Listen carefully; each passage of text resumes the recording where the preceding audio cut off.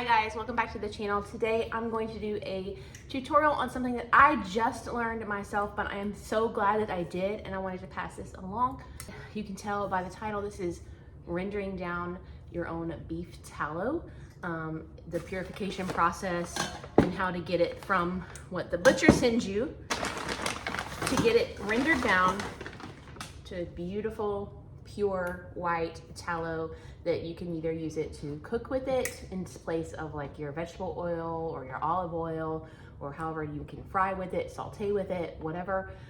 Or you can do, which I'm gonna do in another video, so stay tuned for that. You can melt this down and whip it into a tallow body butter for you to use like on your hands, face, body, for skin, you know, skincare. A lot of people I see like clean their face, like remove their makeup with that.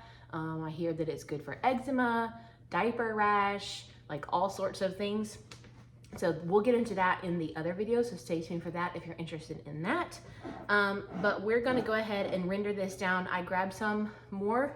This is what's left, what I was trying to unwrap from the last time I did it. So I bought 4 pounds last time. I put whatever would fit into the crock pot in there. This is what is left over. And then I rendered it down and I made this much tallow, and I still took a cup of tallow out and made the body butter with it. So the body butter plus this is how much what one crock pot would make. So, but if you have like a great big like roaster, like oven, crock pot, countertop, roaster oven things like you cook a turkey in, that would probably be really, really good. If you don't have a crock pot or that, you can do it on a pot on top of the stove. You just can't like leave the house. I mean, I guess you could, but I wouldn't. I'm okay leaving the house with a crock pot going, but I'm not okay leaving something on top of the stove and leave the house.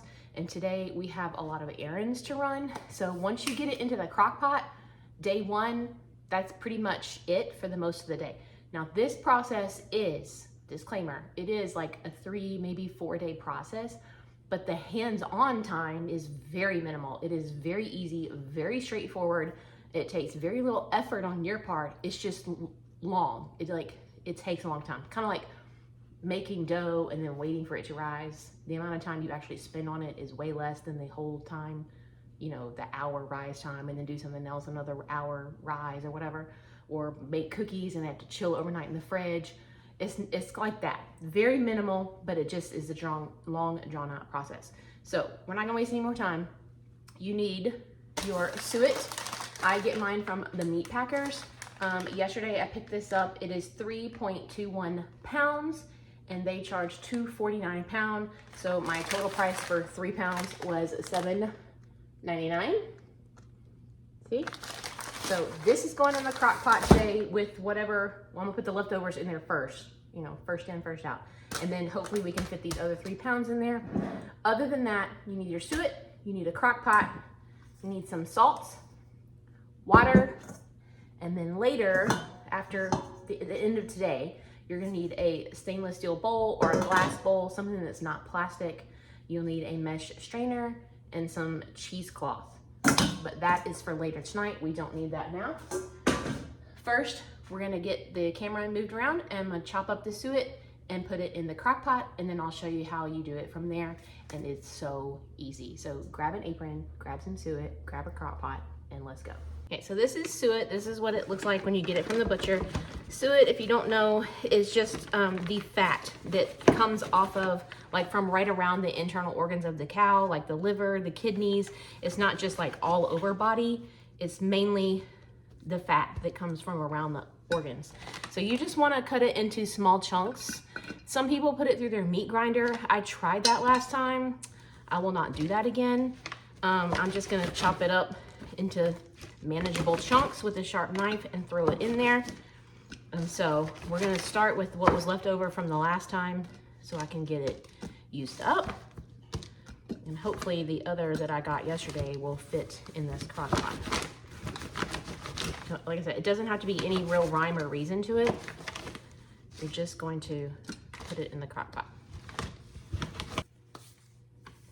I was able to fit all of it in here except for this little tiny bit right here, and this is just like hard. There's a little couple pieces of bone in here, so I'm not even gonna fool with that. I'm just gonna discard this. My crock pot is completely full. Okay. Here, we're gonna add salt. Salt is gonna be what purifies it. The salt and the water are gonna combine into salt water as it gets hot, and it will kind of wash the fat as the fat is melting. And then, you know, water and oil don't mix. So when they go to separate, the pure oils are gonna rise to the top, and the yucky impurities are gonna be heavier than the oil, and they will come into the water.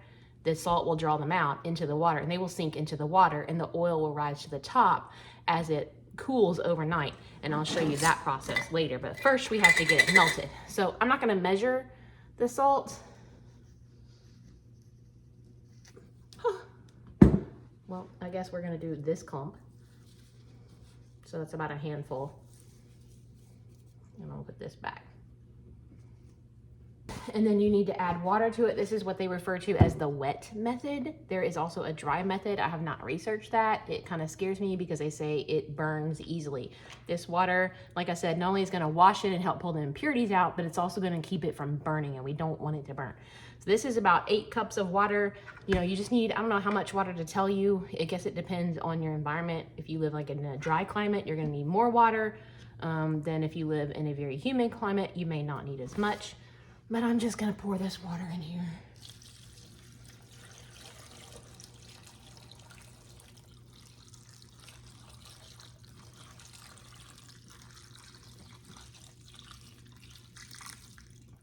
Eight cups filled it all the way up. So the only thing left to do is put a lid on it and set it to low. And we want it to go all day. The last step will be like right before I go to bed tonight.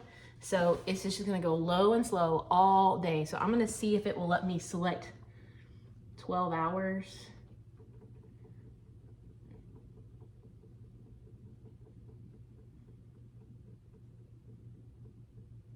Yep, so I've set it for 12 hours. It probably won't be 12 hours, but that way I know it's not gonna cut off from low and go to keep warm until I'm ready to do something with it. So no stirring, no messing with it. I mean, you can come along later, several hours later, and check on it and stir it if you want to, but you don't have to.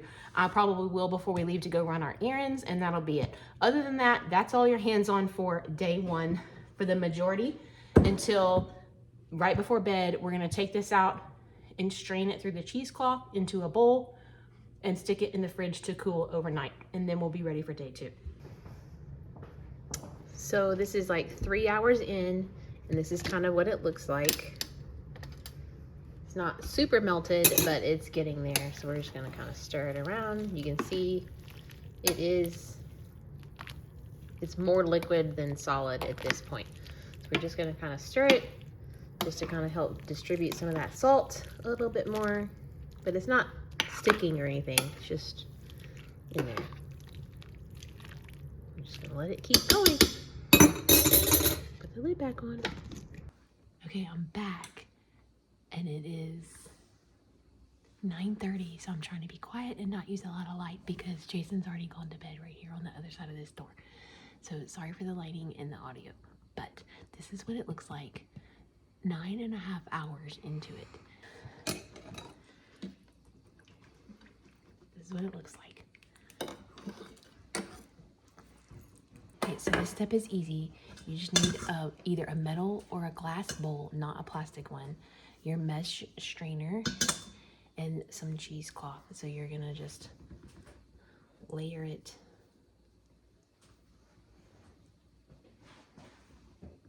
in your strainer like this, and you're gonna strain it into the bowl. And then I'm gonna have to get the bits of stuff out of here. So I'm just gonna put them in this.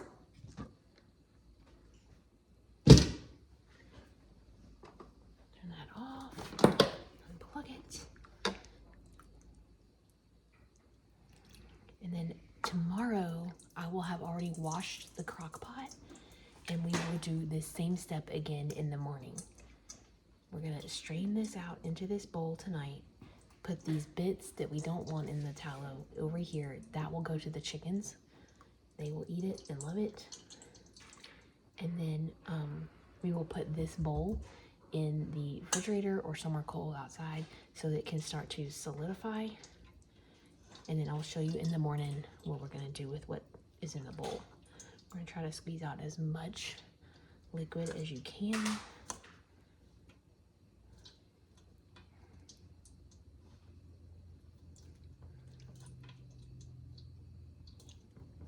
See, so what you're left with is this liquid. So I'm gonna get this done and show you what it looks like when I'm done. Good morning. It is day 2 of this rendering the tallow process. And I got it all done last night, the first step. Sorry if last night was a little hard for you to hear, but that right there is our bedroom door, this one right here. And Jason had already gone to bed, and he's a very light sleeper, and he has trouble with insomnia, and if he gets woken, then there's just no going back to sleep for him. And he has to be at work at 5 a.m. and it's like a 45-minute drive. So you can imagine he has to be up super early, and I try not to disturb him. So sorry if you couldn't hear me last night, but all I did to recap was we strained it with the mesh strainer with the cheesecloth into the bowl to get out all like the bits that don't melt, that's not fat, that's like the gristle or whatever, cartilage, tendons, whatever. And I dumped it into this pie plate, and I just let this sit out at room temperature overnight and just kind of solidify. And then it's scraped because I dug some of it out to put in the chicken's feed this morning. They had a lovely breakfast because I was also yesterday straining yogurt that I had made, straining the whey off the yogurt. So once I got the yogurt strained and put in the refrigerator, I took the bowl of whey and I put some of their chicken feed in it to soak up the whey, and then let that sit overnight. So this morning I grabbed that. I grabbed some of this stuff and threw in there, and a can of corn, and started all around. And they thought it was Christmas morning for them. So they had a nice breakfast. So I'll probably give this to them tomorrow too. So I'm gonna set this aside. Now, I got the crock pot all washed last night, but I'm not gonna use it again today. You could, but I'm not going to because I need to use this counter space. This is like the only counter space I have to use, and I need it today. So we're gonna use the stovetop instead of the crock pot today. So you just need a pot that is big enough to hold your tallow. So mine's not a whole lot. If I was doing like a big roaster pan thing full instead of a crock pot full, I would probably go with like one of my big tall soup pots, but this one will probably be okay. So I've got that, and I got the bowl of solidified tallow. It's nice and pretty and white. And then we are going to pop it out, and I'm going to show you what it looks like.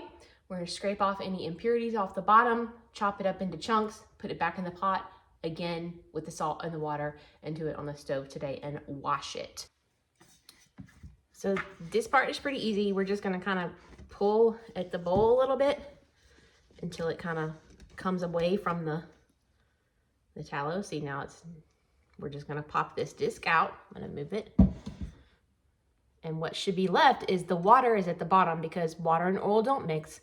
Water is heavier, oil floats to the top. If you ever mix it in a glass, like put a glass of water from the tap and then pour some olive oil or vegetable oil, the oil rises to the top, the water goes to the bottom. And then in the water is the salt, and the salt has pulled the impurities from here into the water. So we should have a little disc. Yep. A nice disc of tallow. And see, this is the impurities there on the bottom. So we're gonna lay that there. And you see how yucky and brown the water is? That's all the impurities from the tallow. So we're gonna do away with this water. And then what we're gonna do is we're gonna chop this up and put it in here with more water and salt to wash it, but why would you put impurities back in here? Why not go ahead and get rid of them? So it should be able to, you could just scrape it off with your knife. And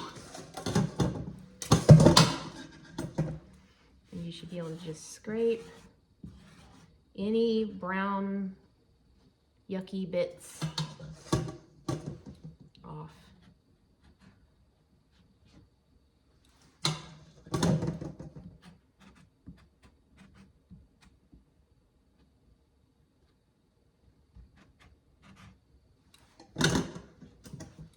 It doesn't have to be perfect. I mean, we're gonna wash it. So we just need to get as much as you can off. And it still smells a little bit beefy, but that's what the washing is gonna do. We didn't wash it yesterday per se, we rendered it down to separate the fat from the solids. Today we're gonna focus on really like washing it and getting more of the impurities out of it. All right. So that's about as close as I can get it today. So you're just gonna chop it up and it should be just really easy to cut.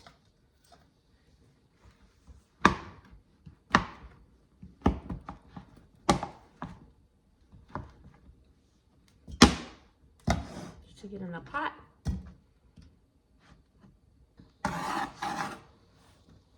Okay, now we're gonna take it over to the stove and I'll show you what to do next. Okay, so we got it on the stove top. And then this is gonna be a much faster process. It's not gonna be an all day long like yesterday. We need to get it melted, bring it to a rolling boil, boil it for like, I don't know, 10, 15, 20 minutes, whatever. And then turn it off, let it cool all the way down, put it back in the bowl, just like we did yesterday, and let it come back to this, and then we'll do it a third time, and it should be good. So we're gonna add some more salt. Because we're washing it, we gotta get the impurities out. And we're gonna add in, I'm just gonna do the same amount of water that I did yesterday, like 8 cups of water.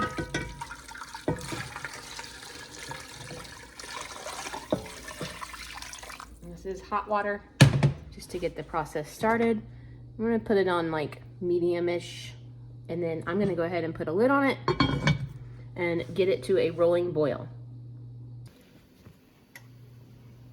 All right, so a nice rolling boil, and we're gonna let that go for, you know, 10, 15 minutes, something like that. But I wanna keep the lid on because I wanna keep the water inside so that it acts like a washing machine agitator. It hits the top and comes back down, hits the top and comes back down, so that it's kind of beats it around in there like an agitator. So we're gonna let that go, and then we're just gonna turn the heat off, move it over, and let it cool down to room temperature before we do anything else. Okay, so it is cooled down. It's not room temperature, it's still slightly warm, but we're going to go ahead and strain it one more time through this cheesecloth. I washed it, so we're gonna strain it just like we did last night. And then we're gonna put it in the fridge or out in the garage and let it solidify again. And then we're gonna do the same process again, just like I showed you, one more time for the washing. Okay, see, there's hardly anything left in here, just a few little teeny tiny bits. That pink stuff that you see is salt granules. Okay, I got this back in the pot after I've, you know, solidified it again and scraped the impurities off the bottom. And this will be wash number 3, and I'm gonna let it solidify overnight, and then I will show you the last process tomorrow morning.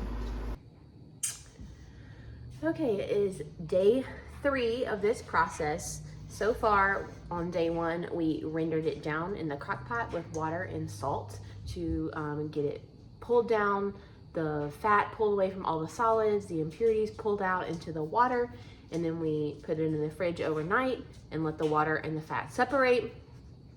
Or after we strained it through the cheesecloth first to get all the solid bits out.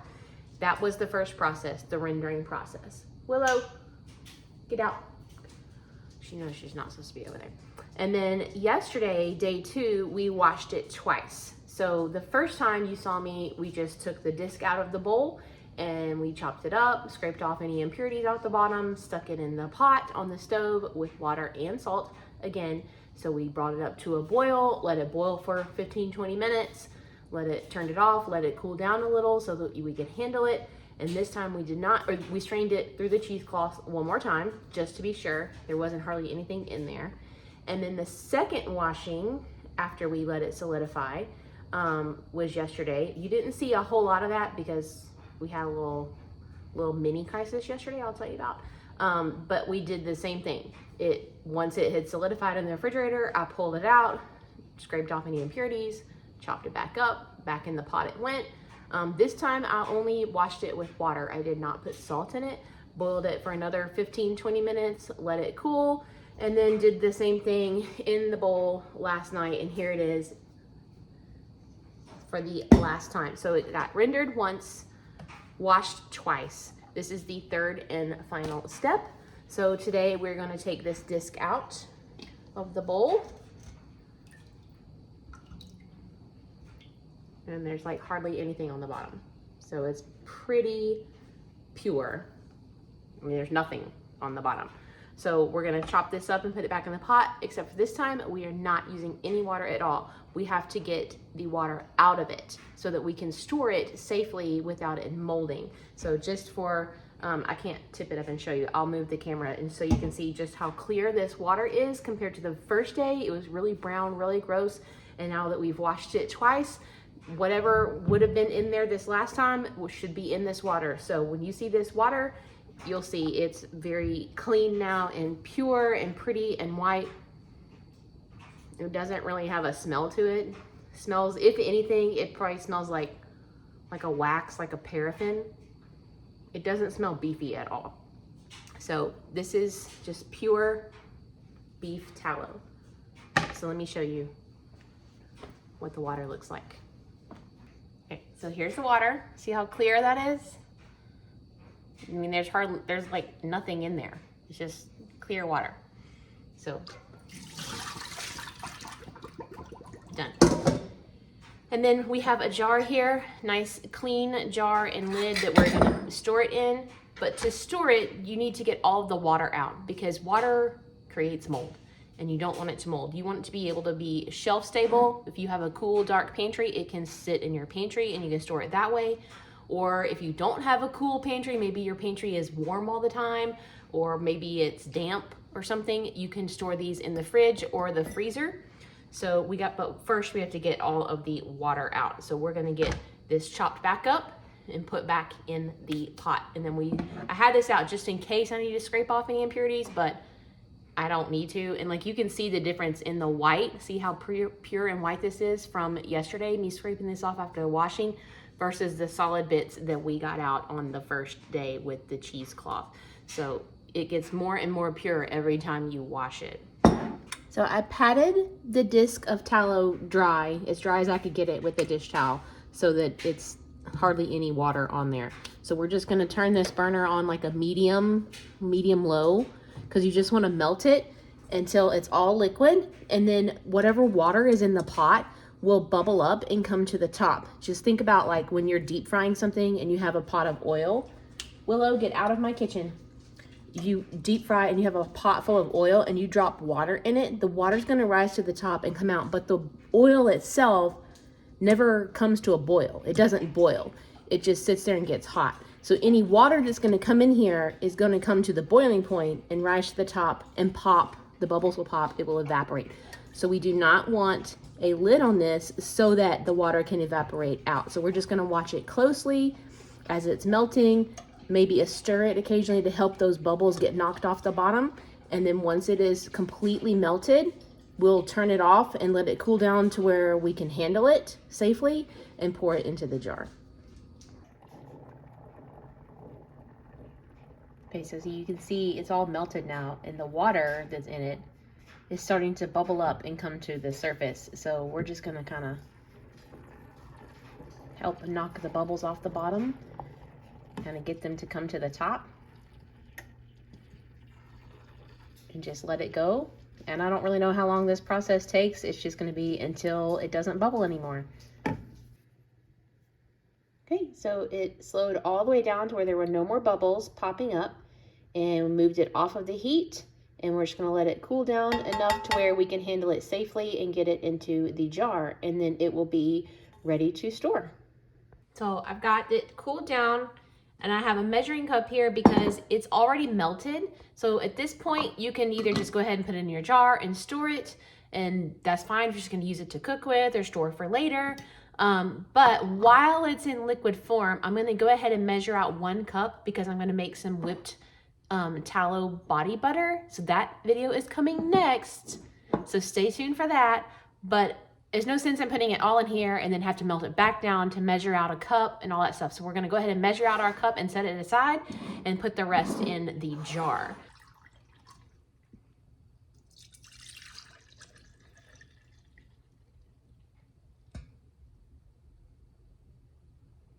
There we go. So this is almost a quart. If I hadn't pulled this cup out, there's no way it would all fit in here. So this, we're just gonna leave it uncovered and let it come all the way to room temperature, and then we'll put the lid on it and either label it, and either put it in the pantry or the refrigerator or the freezer for long-term storage. So that is gonna do it for this video. Stay tuned for the next one. We're gonna turn this into some beautiful whipped body butter made out of this and just some oils, and it would be totally natural, totally edible actually. So this is what was left. This is what we got out of 3 pounds of suet. We got that 1 cup plus all of this in the quart jar. So once this comes to a room temperature, it will solidify just like what we've seen, and it will look like this. This is my other tallow that I made the first time. So we're gonna just label the top and stick it in the storage. So that is how you render beef tallow. Like I said, it's not a lot of hands-on time. It's just drawn out over a few days because you have to, you know, boil it and let it congeal, and it's on and on. So that's how you do it. It's super easy. Like I said, this cost me $7.99. So it's really good. Beautiful, pure. It does not smell beefy. You can cook with it. They say frying French fries in it is really wonderful. So we'll have to try that sometime, but I'm mainly doing it for skincare. So stay tuned for the next video. We'll see you then. Thanks for watching. Merry Christmas. I love you.